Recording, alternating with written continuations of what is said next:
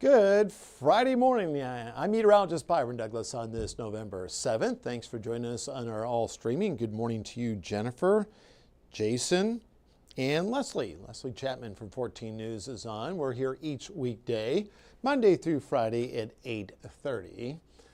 And we're going to take you through. We dropped the alert day a few days ago. For full disclosure, I added it back on Tuesday and took it out on Wednesday. Those severe weather threats were a little farther to the south and east, but does include two of our counties, Muhlenberg and stretches there of Ohio County. Areas there in green. An isolated severe thunderstorm warning would be possible in these locations with some large hail and winds at 55 to 60. But right now, the best dynamics will set up to the south and east. The Storm Prediction Center, they might have bumped the general risk back to Carmi west of the Wabash, and a general risk.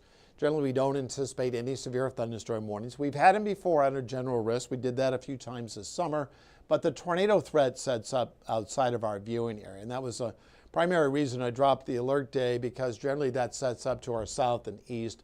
Less concerned about hail, but two of our counties officially have a small chance for some brief damaging winds. And if you're traveling down into Bowling Green, Nashville, or down into portions there of Alabama. There's a look at the damaging wind threats, covers Nashville, and then those areas there in orange, a little higher threat for some damaging winds. So I won't belabor this, but does include areas to our south and east. The tornado threat just south of the Muhlenberg-Butler County line, down through Bowling Green, generally this afternoon and through tonight. So not expecting anything in the way of widespread severe weather, even though, as I say that, we had some lightning across the area this morning up toward Oakland City, Jasper, east of Princeton. I don't see any strikes here on the board. And as we go through western Kentucky, southwest of Madisonville, northern Trigg County, southern stretch as well, down through about Trigg County and Caldwell County, some clusters there. I don't see any lightning, but that's part of a frontal boundary that will dive to the south and east. So we'll just do some nowcasting. Nothing here in Evansville. We had some trace amounts of rain here on the west side. And we had a little lightning. The last lightning strikes were across Birdseye, and then from Branchville, Leopold, kind of along Highway 66 there, where you're washed there in fall colors, and a shower down there in Derby. It was just down there on Wednesday. Boy, that's pretty down there with all the fall colors. And out towards Tobinsport, Magnet, Tell City, and then into Cannleton. Owensboro, some showers. You get out towards Panther, out towards the golf course there, and then from Owensboro down north of Utica. So I like to take Doppler radar and just fly it around. Out towards Moseyville there, and out towards Browns Valley, out towards Southern Oaks Elementary. A heavier shower there in progress. And here is a wide view and a little bit of lightning as you head out towards Cincinnati, and out towards Cincinnati and southeast there of Batesville on the Indiana side. So we'll take this full look at the cloud chart. Love the cloud chart. Overcast skies out here. And as I mentioned, good morning to you, Leslie and Laura, Vicki, Cheyenne, Jameen, Jason, Sharon. We appreciate you tuning in here bright and early. Some clearing skies taking place here later this afternoon. And let's run down our temps. Temperatures aren't going to do a whole lot today, but our average high is at 60. So we started out this morning, we bottomed off a low of 54.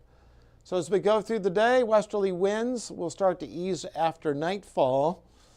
And it looks good for the football games. Boy, it will be busy for Mater Dei and Gibson Southern, then up through Jasper and Heritage Hills. That will be standing room only.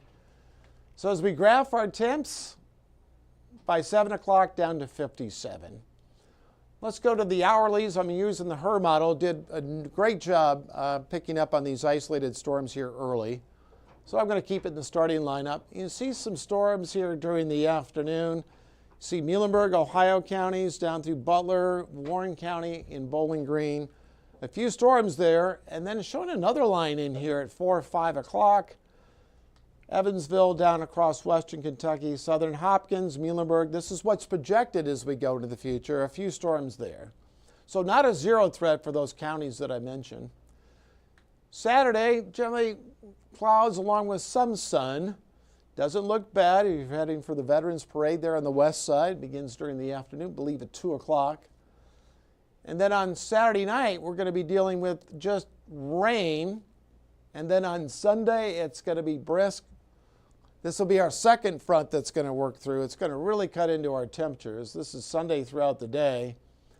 Temps will be in the 40s and could even have a few flurries around on Sunday morning, but most would be to the north, and they would just melt on contact.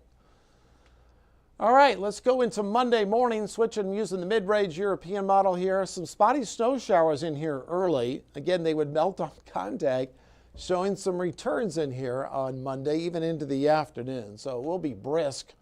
And those arrows out of the northwest, temps generally will be in the teens on Monday and Tuesday morning. Those are wind chills. They'll feel like temperature. So you're going to need a good jacket out there during that time frame. So the extended outlook, the growing season ends on Sunday night, 43. If you got some of your favorite plants, you need to bring them indoors because we'll have another shot of colder air as we go into Monday, temps in the 20s. Veterans Day, cold start up to 53, about 11 a.m. for some of the services, upper 40s. 66 on Saturday, or I jumped all the way to another weekend. It shows you where my mind is. Wednesday at 66, at 62 on Thursday. I didn't mean to skip about 3 days. But there is the 7-day forecast for you, and those low temperatures will modify just a bit. Well, everyone have a super weekend. Again, a few isolated storms. Those severe weather threats are very limited down through portions of southern Hopkins, Muhlenberg, and Ohio counties. Casey's in the house. We'll have a look at the news in a moment. Have a super weekend.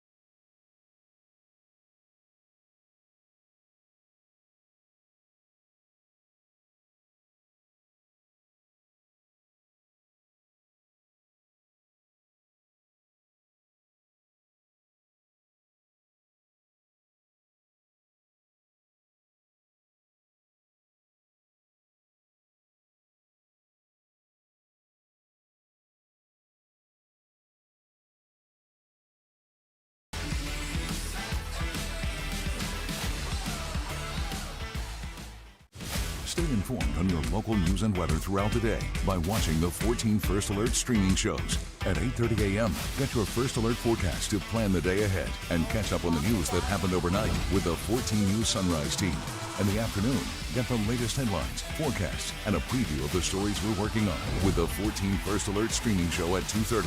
And get an in-depth look at the 14 First Alert forecast so you're ready for the next big thing with the 14 First Alert weather show at 9 p.m. Watch the 14 First Alert streaming show that fits your schedule and works best for you.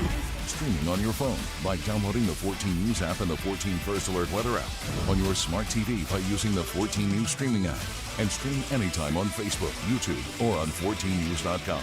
Stay connected and stay informed by watching the 14 First Alert streaming shows on your favorite streaming devices.